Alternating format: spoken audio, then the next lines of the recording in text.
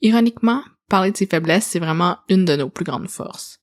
Bonjour, bienvenue sur le podcast de Nancy. Aujourd'hui, j'ai envie de vous parler de vulnérabilité, puis je vais partager avec vous 3 items qui, à mon avis, me rendent super vulnérable, puis qui me font un peu peur de partager parce que je voulais partager cet épisode-là il y a 2 semaines quand cet événement-là est arrivé dans ma vie, puis on dirait que j'ai procrastiné, puis là je me disais, je vais avoir un nouveau micro, je vais attendre d'avoir mon nouveau micro pour l'enregistrer, mais je me suis rendu compte que c'était probablement une excuse que je me donnais à moi-même puis ça me tentait juste pas d'enregistrer l'épisode. Mais bref, aujourd'hui, il y a d'autres événements qui sont arrivés que je pense qu'ils seront vraiment intéressants à partager avec vous puis aussi tout mon thought process derrière ces nouvelles choses-là. Donc, sans plus attendre, je vais juste vous dire les événements puis je vais en parler plus à la fin. Mais le premier, c'est que je vais donner une conférence sur l'abondance.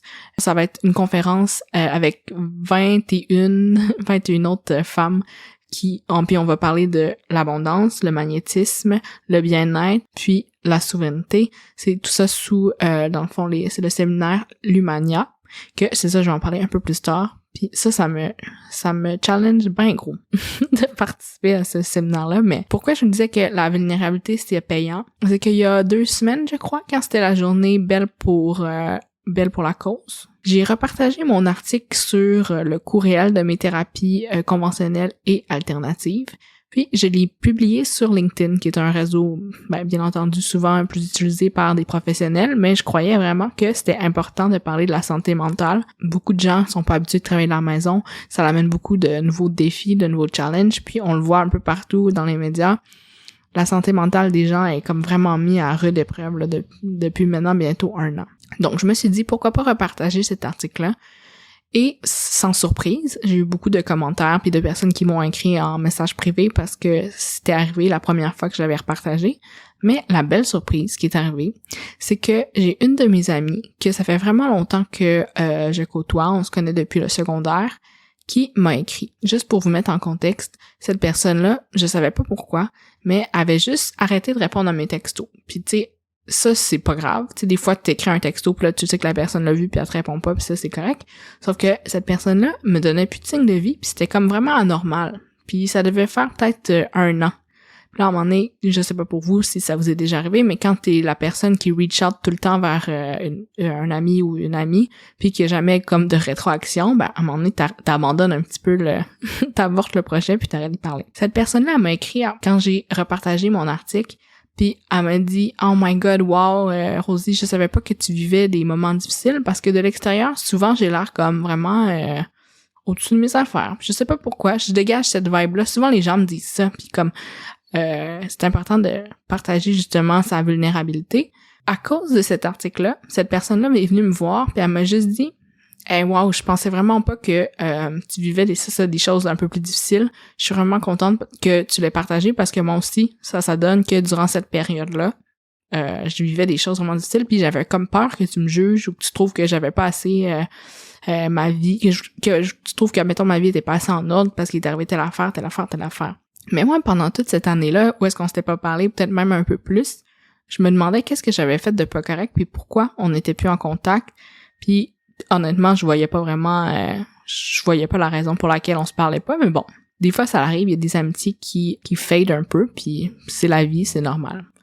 Mais bref, pourquoi je trouvais que c'était payant, c'est que quand j'ai lu ces messages, j'étais tellement touchée qu'elle me dise que justement, elle aussi, elle avait eu des moments plus difficiles, puis tu sais, moi j'avais intériorisé que j'avais fait quelque chose de mal, mais non. Elle aussi, elle se sentait mal parce que elle me parlait pas, puis aussi parce que elle vivait des choses comme vraiment difficiles dans sa vie. Fait que bref, tout ça pour dire que c'est fou pareil, hein, de juste s'en parler, de « Hey, ça va-tu bien? Ah, moyen ces temps-ci. Ah, même chose moi aussi. » Comment ça fait un bien fou. Pourquoi j'ai accepté de participer à une conférence sur justement le bien-être? C'est pour cette raison-là. C'est que je pense vraiment que c'est payant de partager sa vulnérabilité parce qu'on vit toutes des choses vraiment différentes. Puis je me dis tout le temps, si je peux juste aider une personne ou si je peux comme inspirer quelqu'un aujourd'hui, c'est comme vraiment la mission que je me suis donnée. Puis des fois, c'est vraiment pas des grosses choses, hein. Tu sais, comme moi, j'avais juste repartagé un article qu'elle avait pas vu il y a 1 an. Mon amie, elle l'a vu cette journée-là, ça tombait qu'elle avait besoin de ça, puis c'était comme parfait dans sa vie. Fait que là, moi, avec toutes ces petites synchronicités-là que je regarde puis que j'entends, je me dis tout le temps que oui, il faut continuer à se mettre de l'avant, même si c'est difficile, même si ça te sort de ta zone de confort. Si vous vous sentez justement un petit peu appelé à comme vous mettre sur les réseaux sociaux, même juste dans votre infolette, c'est tout le temps payant. Puis aussi, bien entendu, ça peut être payant monétairement. Mais ça, c'est comme l'autre aspect que je vais vous parler. Le deuxième aspect que je voulais dire, c'est... J'ai l'impression d'être un peu all over the place, mais c'est pas grave. Le deuxième aspect que je voulais vous dire sur l'item qui allait me sortir de ma zone de confort, c'est que j'ai décidé de parler exactement de chiffres dans mon infolette sur le site de nanti.ca. Vous pouvez aller voir pour vous abonner. Quand vous allez sur le site, il y a un pop-up qui arrive qui vous dit de donner votre courriel puis votre nom. Dépendamment de où est-ce que vous êtes sur le site, ça va peut-être vous envoyer le guide SMART, la méthode SMART pour faire un budget. Je digresse un peu. Ce que je voulais dire, c'est que dans cette infolette-là, j'ai écrit en janvier que j'allais envoyer du contenu qui était un peu plus, vraiment plus select pour les personnes qui sont abonnées à l'infolette. Donc, j'ai décidé de révéler mon chiffre, dans le fond, le nombre d'argent passif que je vais faire à chaque mois. L'argent passif, c'est vraiment un sujet qui me passionne en ce moment. C'est comme très difficile d'accepter que moins tu travailles, plus tu reçois d'argent. C'est vraiment un mindset shift qu'on doit avoir, puis je travaille vraiment fort là-dessus. En ce moment, j'ai fait des petits calculs depuis le début de Nanti. En termes de revenus passifs, j'ai vraiment pas fait beaucoup, puis je me suis dit, est-ce que je le partage ou non, ce chiffre-là, parce que c'est pas très gros, à mon avis, puis peut-être que d'autres personnes diraient que wow, c'est vraiment beaucoup. Je dirais que ça doit faire environ 1 an que je me concentre vraiment plus sur mes revenus passifs. Donc, le chiffre total en ce moment, je crois que j'étais un petit peu en dessous de 300 $. Là. Je pense que j'étais à 288 $ de passifs. Dans un autre épisode de podcast, je vais parler des différents revenus, des différentes sources dans le fond de revenus, d'où vient cet argent-là que j'ai pas travaillé très fort pour recevoir. Vous pouvez vous inscrire à mon infolette, puis chaque mois, je vais dire le montant total ou le montant mensuel d'argent passif. Faut aussi dire que des fois, il y a des mois où est-ce que peut-être que je ferai rien, mais je pense que ça fait partie de la game d'être vulnérable puis de partager. Personnellement, c'est du contenu que j'adore consommer. Par exemple, cette semaine, j'ai découvert le site, dans le fond, le blog de Retraite 101, que je vais pouvoir lister en lien ici. Mais la personne derrière ce blog-là dévoile exactement son avoir net, puis elle explique chaque mois combien elle a fait d'argent, qu'est-ce qu'elle a placé, comment elle l'a placé. Puis je trouve que c'est super motivant à regarder puis à lire. Donc j'essaie toujours de créer du contenu qui vous intéresse. J'espère donc que ça pourra vous motiver. Et là, le dernier point qui me stresse vraiment beaucoup que j'arrête pas de penser ces derniers temps, c'est que j'ai été invitée à donner une conférence. Puis pour vous dire, quand j'ai commencé mon parcours sur Nanti, me mettre de l'avant en photo, c'était comme vraiment difficile. Quand j'ai publié mon article justement sur mes thérapies, le coût de mes thérapies alternatives et traditionnelles, c'était la première fois, je crois, que je mettais une des photos de moi, puis comme image de thumbnail. Et en plus que ce soit juste une image de moi, c'était comme vraiment stressant parce que je les expliquais à tout le monde sur un réseau professionnel que j'étais en thérapie ou que je faisais des thérapies, et en plus, c'était des thérapies alternatives. Donc ça, c'était comme vraiment une énorme sortie de zone de confort à ce moment-là. Sans blague, physiologiquement, il y avait quelque chose qui s'était passé dans mon corps. J'avais vraiment chaud dès que j'avais publié sur Publish. Je capotais un peu, puis là, je me suis dit, bon, c'est pas grave, c'est fait, tant mieux. Puis après, j'ai eu vraiment de la bonne réception de ça. Donc, c'est pourquoi je trouve vraiment que sortir de sa zone de confort, c'est comme ça qu'on grandit, puis qu'on amène dans nos vies des nouvelles expériences. Puis, pourquoi, encore une fois, j'arrête pas de le dire, pourquoi la vulnérabilité, c'est payant, c'est que, vu que là, je me mets de l'avant, il y a des gens qui me voient. Puis, ces personnes-là, ils m'arrivent avec des projets vraiment nice, vraiment le fun. Comme par exemple, pour le séminaire Lumania, Geneviève Paré, qui a plusieurs conférences puis cours sur justement sur l'argent, notre relation avec l'argent. Elle, dans une ancienne vie, elle était CPA. Dans le fond, c'est ça, Geneviève, je suis apparue sur son podcast. On a déjà parlé un peu de justement mon parcours vers la liberté financière. Et c'est ça, elle a créé un séminaire. On va être 21 22 conférencières en me comptant. Ça a été comme un peu long, j'ai dû faire le calcul 22 moins 1 dans ma tête. Mais c'est ça, on va être 22 conférencières. Ça va être en mars. Je vais avoir plus de détails comme dans les liens ici, en bas dans la description. Mais ma conférence va porter sur l'abondance et sur l'argent et sur le money mindset.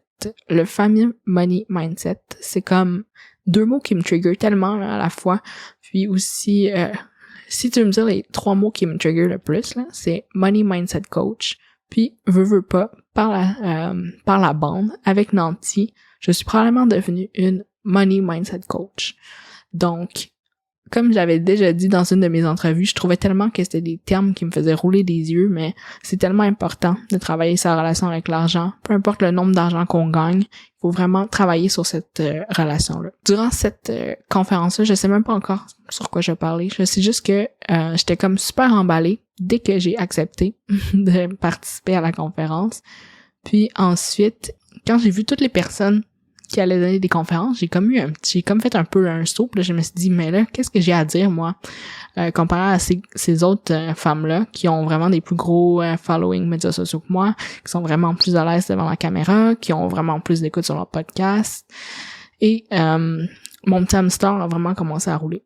Je suis contente parce que quand on a commencé à travailler sur le projet du séminaire Lumania, on a fait une rencontre Zoom avec plusieurs conférencières qui seront du séminaire. Puis il y a quand même plusieurs personnes qui se sont dit exactement la même chose que moi, qui se sont dit, mais là, moi, qu'est-ce que j'ai à dire de plus que les autres? Est-ce que ça vaut vraiment la peine que je participe? Puis il y a même des personnes qui se sont désistées à cause de ça.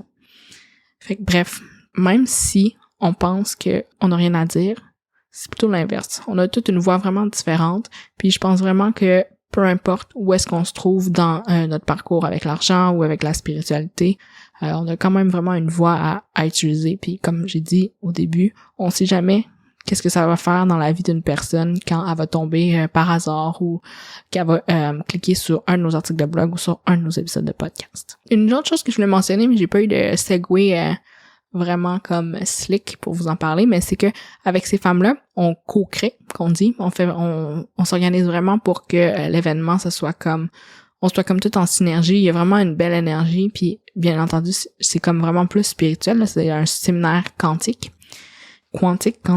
Et moi, personnellement, tout de suite, je me suis dit, mais il me semble que moi, mon message est beaucoup moins spirituel que les autres. Peut-être que personne ne va venir m'écouter. Peut-être que personne va acheter ma formation ou ma conférence.